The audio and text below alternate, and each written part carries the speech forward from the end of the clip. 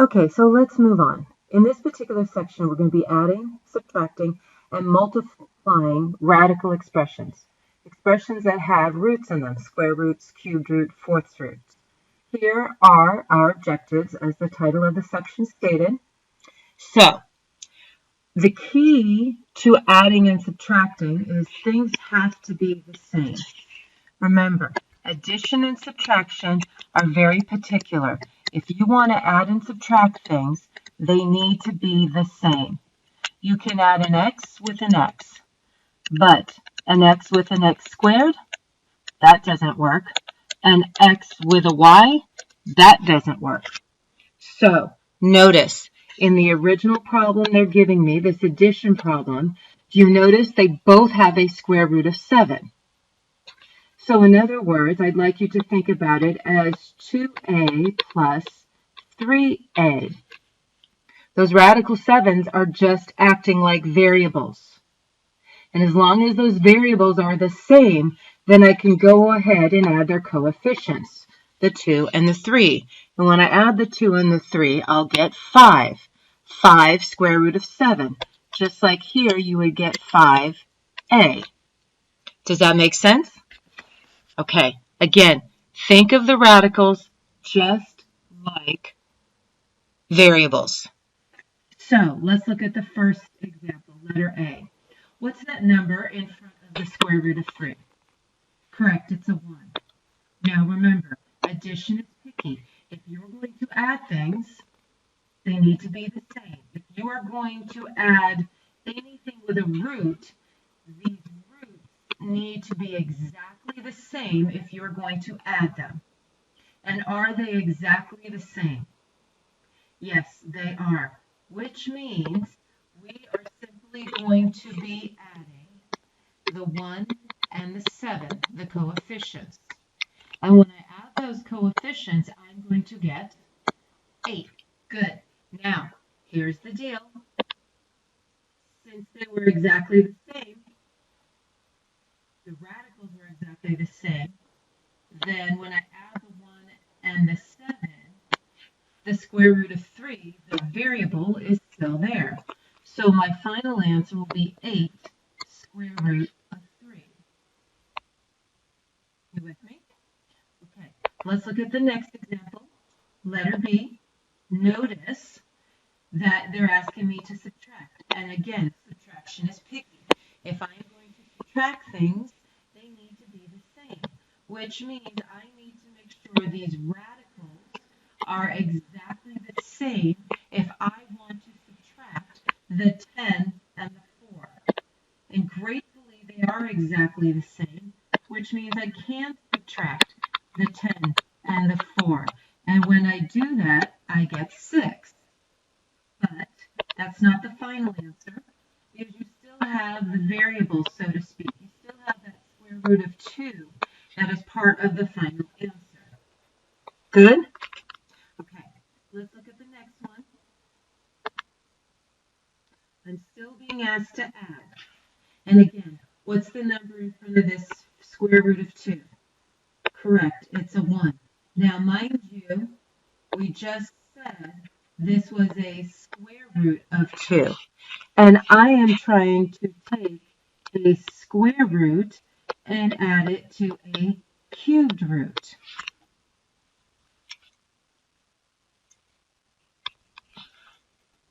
Is a square root and a cubed root the same? No, they're not. And if you even take this and punch it into a calculator, the square root of 2 is about 1.4.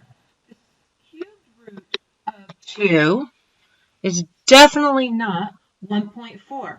Go ahead, figure it out. I'll wait. Do you get it? Okay, well, the cubed root of 2 is about 1.3. These are not exactly the same. 1.4, 1.3, they're not exactly the same, which means I cannot, as much as my brain wants to, I cannot add the 1 and the 4 together. That is not going to happen. So, in this case, You cannot simplify this answer since the radicands are not the same. You with me? Good. All right, let's look at another example. So these are both square roots, aren't they? But are they exactly the same? Agreed, they are not. So here's the deal though. Is 27 a prime number? Good, it's not, which means I'm going to start breaking down that 27, and I'm hoping that since it's a square root, I've got two of a kind. And it looks like I have 2 3s. And then I've got an extra 3. I have a leftover 3, so to speak. So if I'm going to look at taking the square root of 27, I could rewrite that as 3 to the second square root, 3 to the second times 3, correct?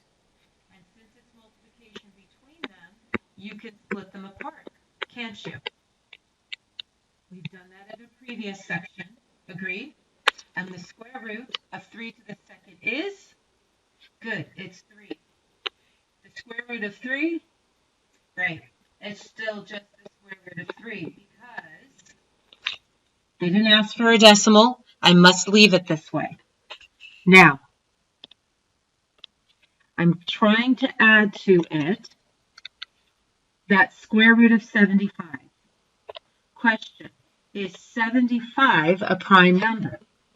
Agreed, it is not, which means I am going to try to break this down just like I did the 27 and hope that there's two of a kind in there. Okay, so I know that's 3 times 25. So it looks like I've got 2 5s because I'm dealing again with a square root, which means I'm looking for two of a kind, and I have this leftover 3. So the square root of 75 can be rewritten as 5 to the second times 3. And we can split them apart since it is a multiplication problem. And you know what the square root of 5 to the second is? Correct, it's 5, and I still have this square root of 3. So now, since we were able to simplify these radicals, take a better look. Am I actually able to add? And the answer is yes, because I have a square root of 3 attached with both of these coefficients, which means I would get to add the 3 and the 5 together. And there's my variable. The square root of 3 is my variable, which means my answer would be 8 square root of 3. Good? Cool. Remember, I write the square roots here. I write that little 2 there for the square root, but your book, the authors, do not. Does this make sense? Okay, let's look at another example. Now they're asking me to subtract. And my question to you is this. Am I able to subtract? They're both square roots, but are they exactly the same? Good, they're not, which means we are going to, since the 20 is not prime, we're going to try to break it down. So let's work on that. 2 times 10, 2 and a 5. Looks like I've got a pair of 2s. And I have a 5 left over. Agreed? Which means I can rewrite the square root of 20 as the square root of 2 to the second times 5. And again, we can split them apart. And, whoops, forgot the square root on that. And square root of 2 to the second is? Correct, just 2, and I have a square root of 5, don't I? Now, question. Some of you are going, wait. You forgot about this 3. Actually, I did not.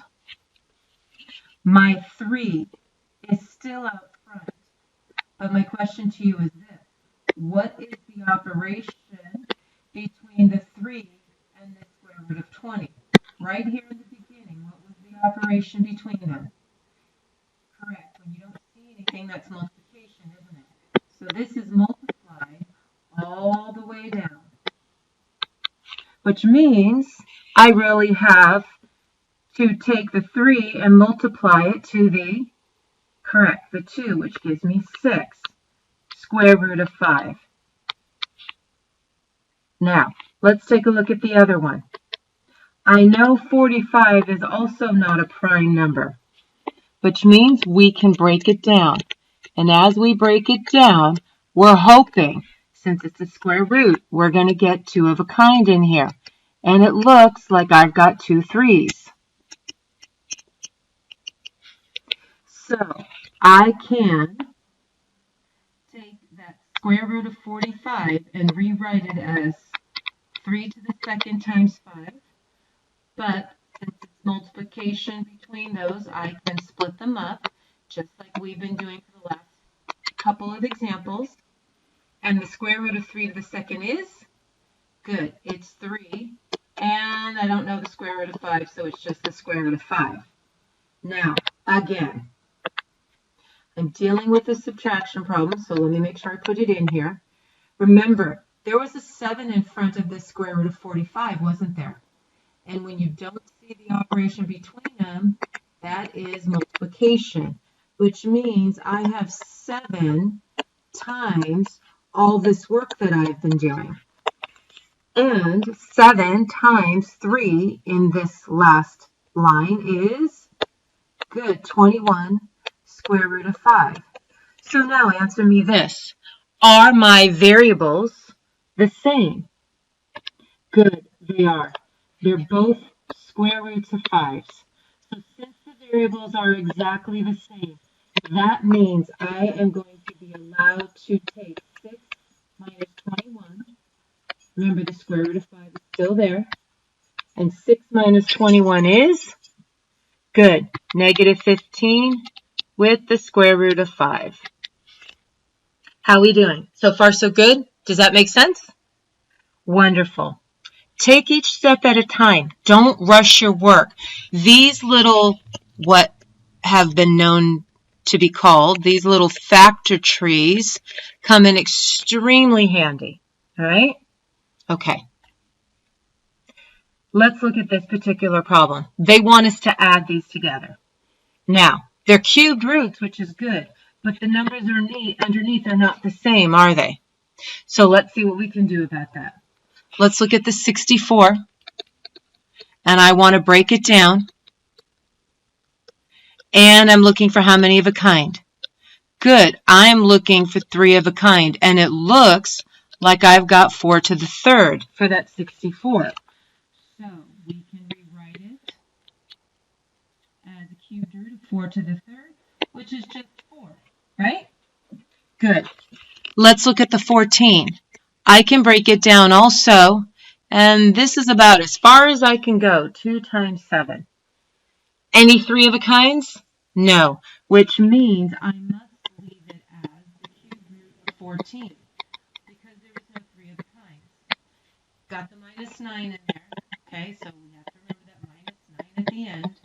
Now, this is my line that I'm working with. This is the real problem, 4 plus the cubed root of 14 minus 9. Here's my question to you.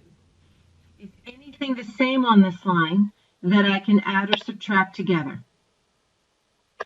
Correct.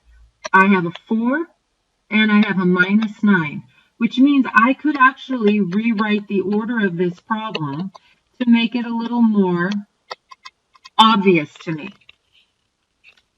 Since the 4 and the 9 are exactly the same, they're just numbers, I'm going to subtract them, which will just give me negative 5 plus the cubed root of 14. And we know we cannot add these two together because the variables aren't the same. Good? Good. Okay, let's check out this problem.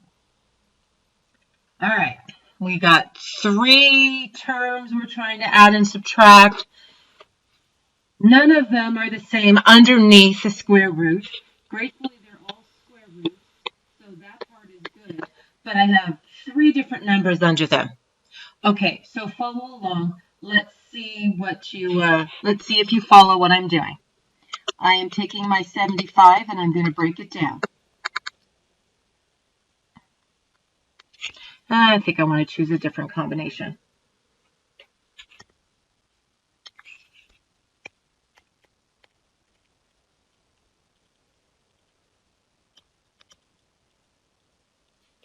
Okay, so, and then, well, we'll just do this.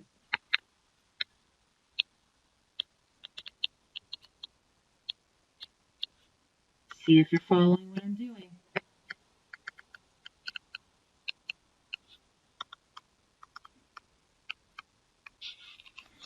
Do you agree? Did that make sense? Okay, and I am supposed to be adding. So let's take a look at the next one. I have got the square root of 12. 12 is not prime, so see if you follow along with me.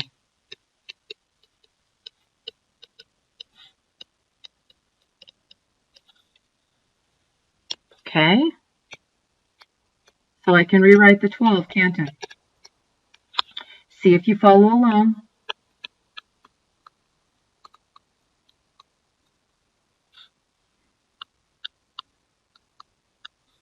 Did you follow along? Did that make sense?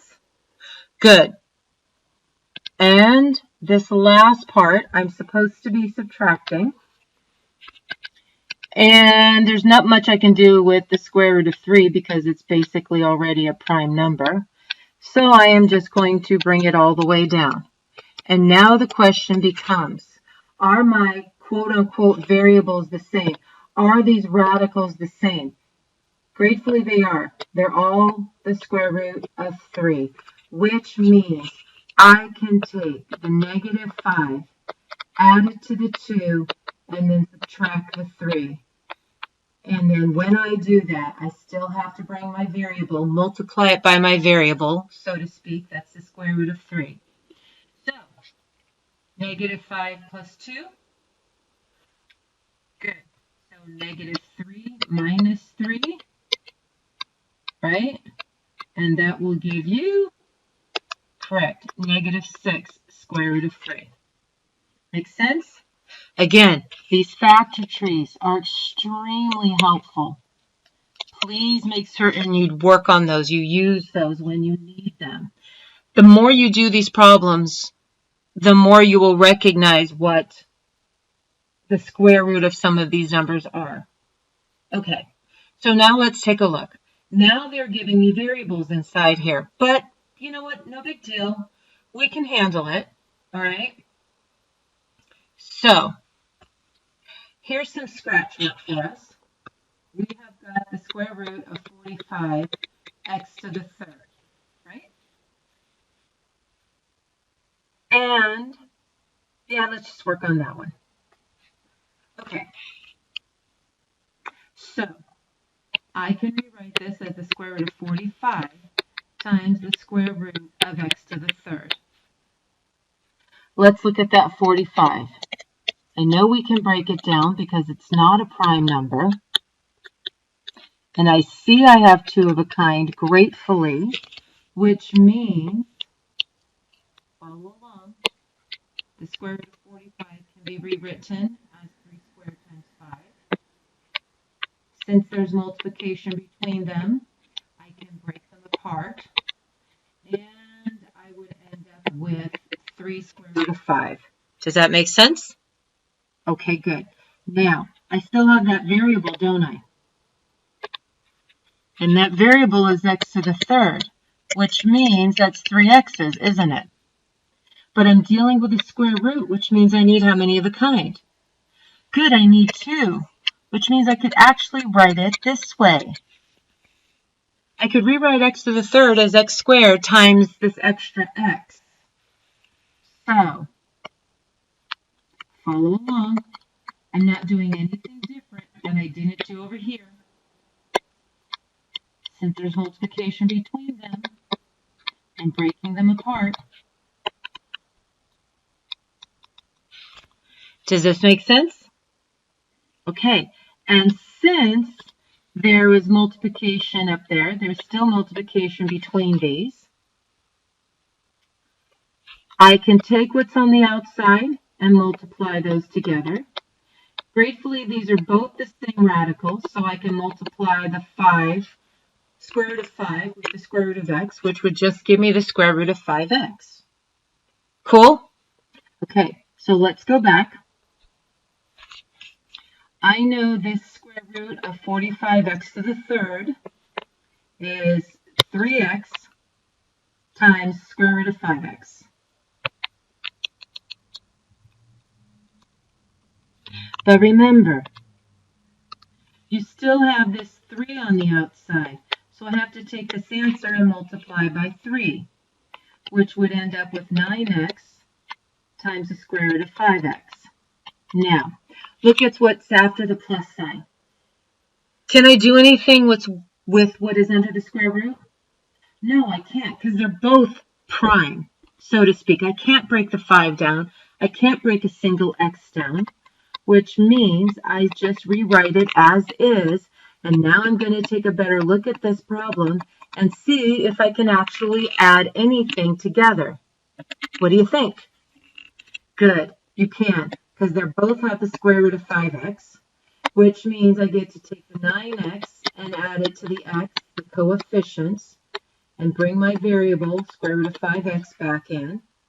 And 9x plus, and if you need to write the 1, write it. 9x plus 1x is, good, 10x square root of 5x. Cool? Does that make sense? All right. There's our work. And we've got another example to work with. And this one looks like fun. Kind of almost looks like the last one. So I think we've got some work to do. Let's see. There's our side work paper. Here's our scratch work paper.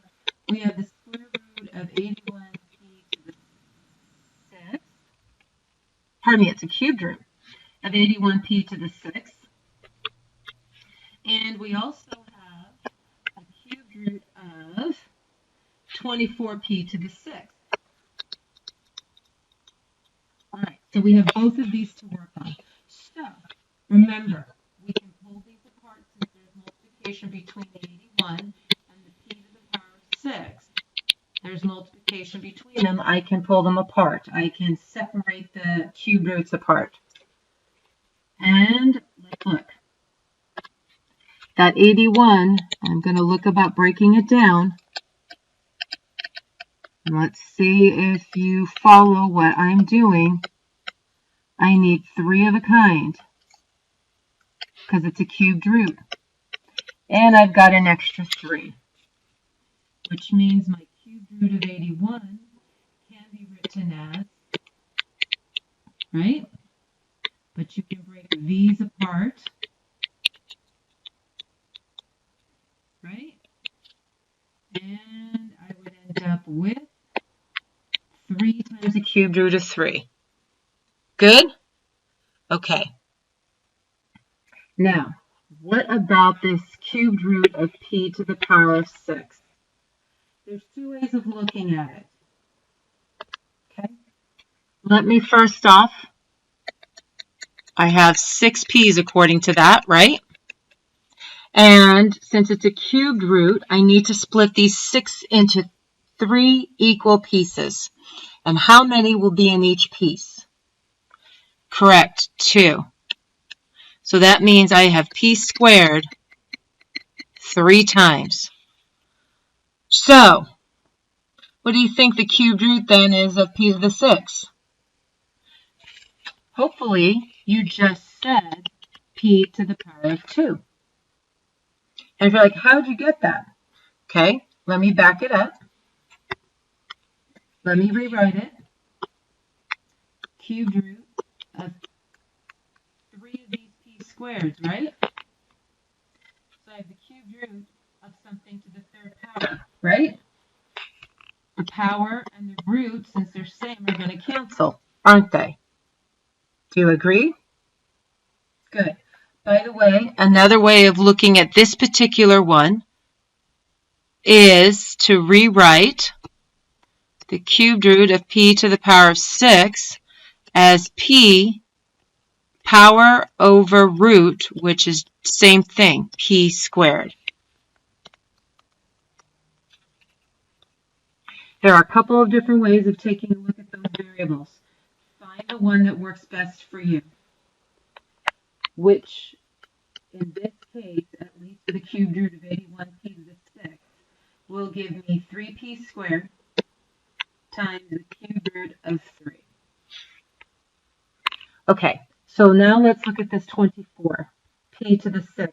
It's also under a cubed root. I am going to take and break this apart,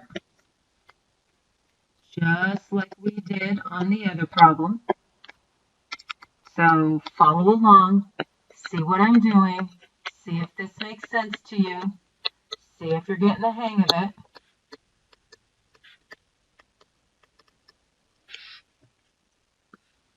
Hopefully you agreed with my factor tree there. Right? Split them apart.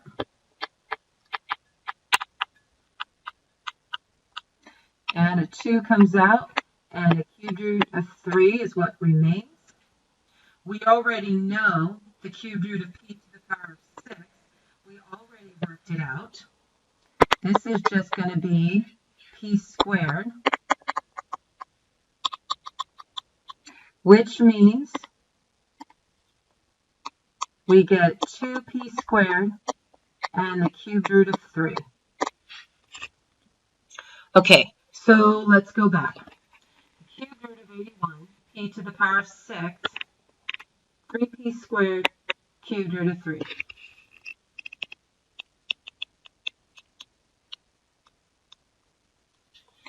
And the 24, cubed root of 24p to the 6 is 2p squared, cubed root of 3.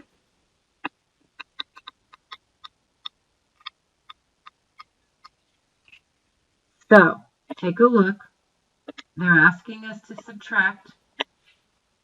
I'm noticing that in front of the first cubed root is a 10, and in between is multiplication, which means I have to multiply the first one by 10.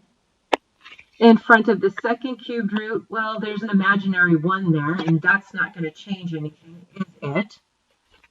So, this first term is 30p to the second times the cubed root of 3. And I'm subtracting from it 2p to the second cubed root of 3. Okay, am I allowed to subtract them? What do you think?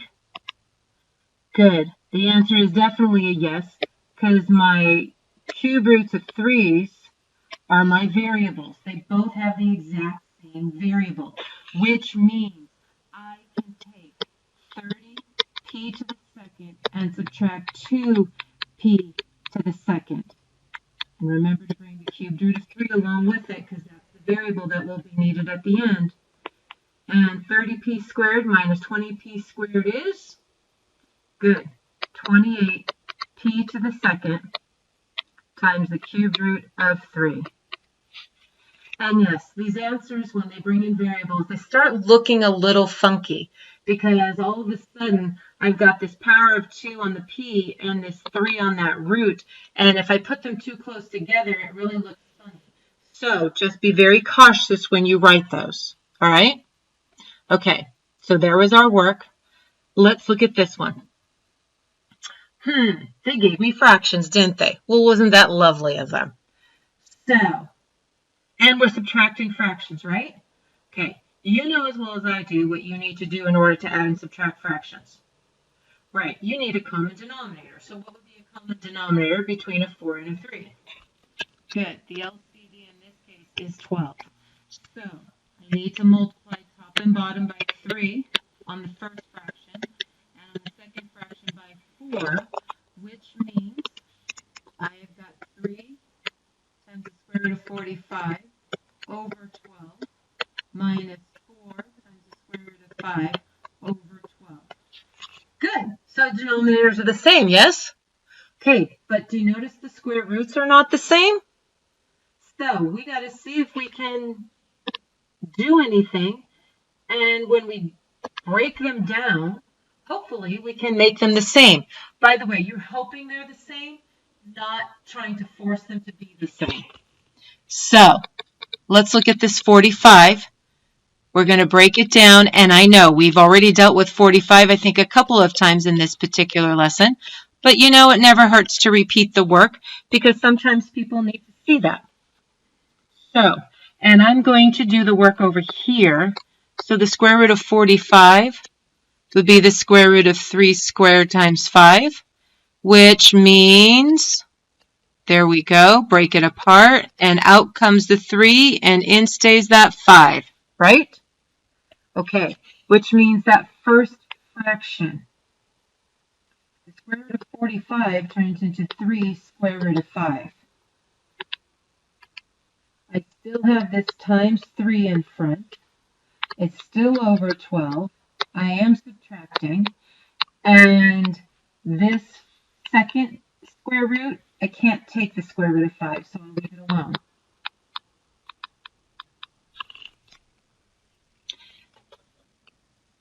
My first fraction becomes, good, 9 square root of 5 over 12 minus the 4 square root of 5 over 12. And can I subtract these two fractions now? Good, you can. You can take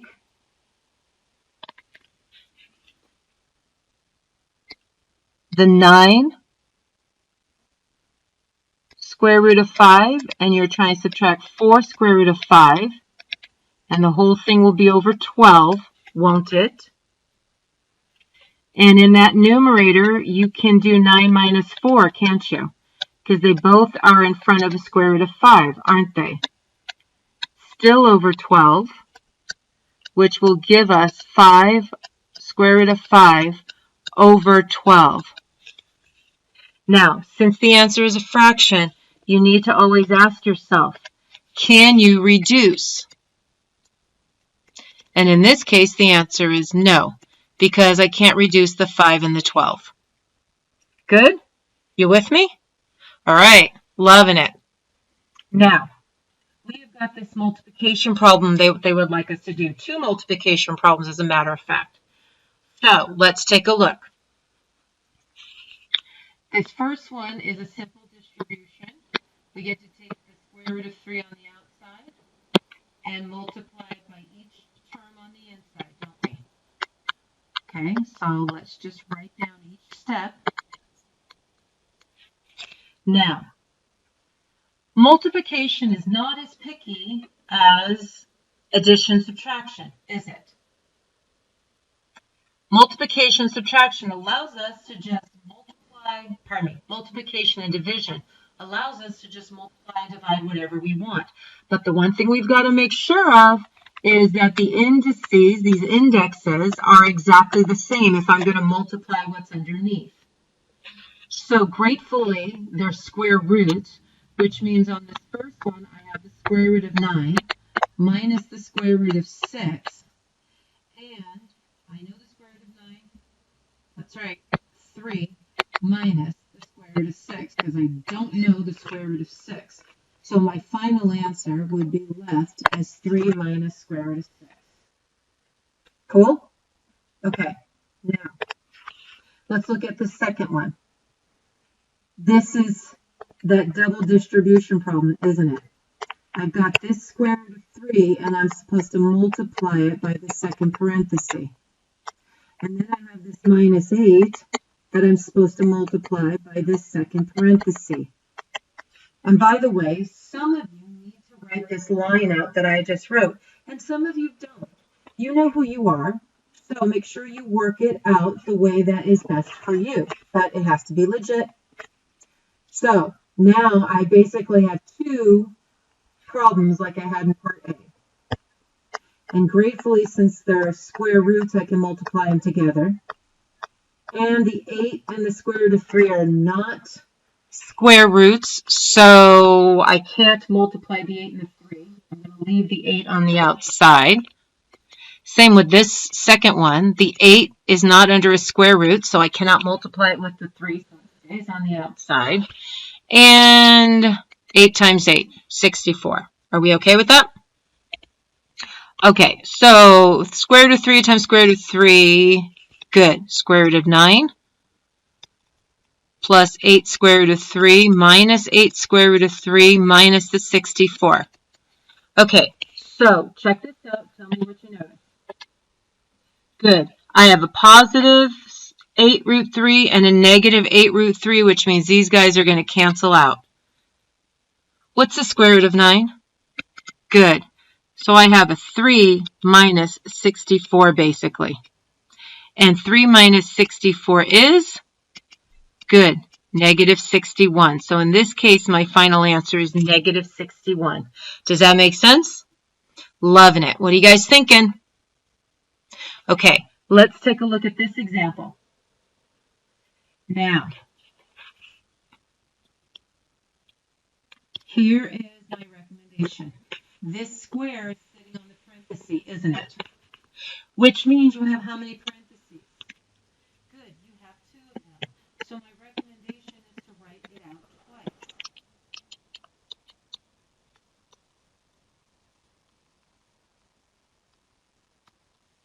And now it looks like the problem we did over here in letter B.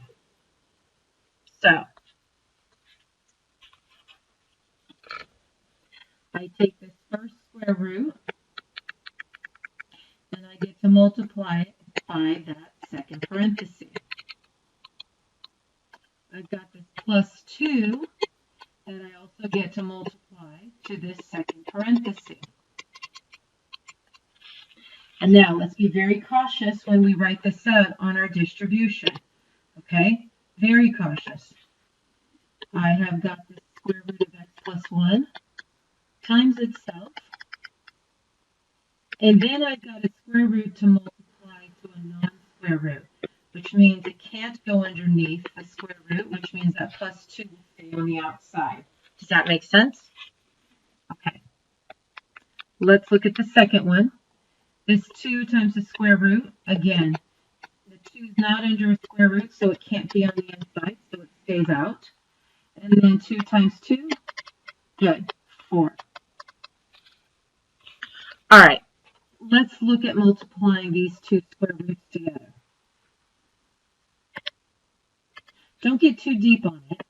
You basically have the square root of x plus 1 squared, don't you? Good.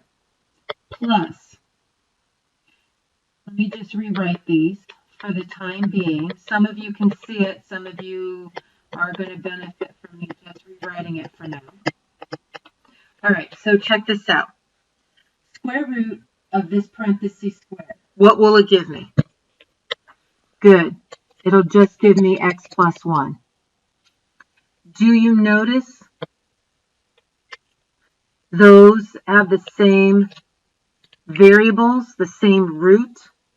Both exactly the same, square root of x plus 1, which means you can add the 2's in front, can't you? And when you add these 2's in the front, what do you get?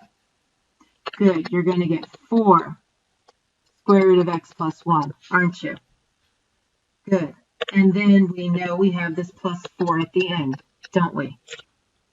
Okay, so how are we doing? So far, so good? All right, question.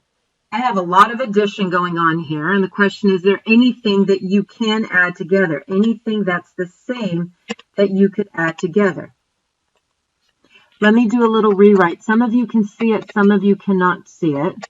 But do you notice if I rearrange the order,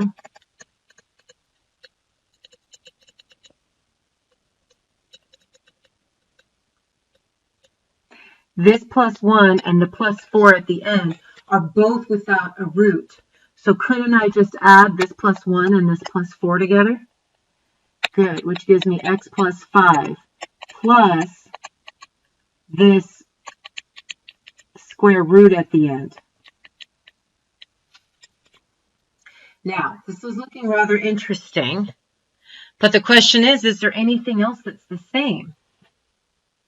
Good, there's not. There's only one square root in there, and I can only add a square root with a square root, and since there's not a second square root, I must leave this alone. So as funny as this looks, this is my final answer. Okay? That is my final answer. As much as I don't like the way it looks, that's it. That's all you can do.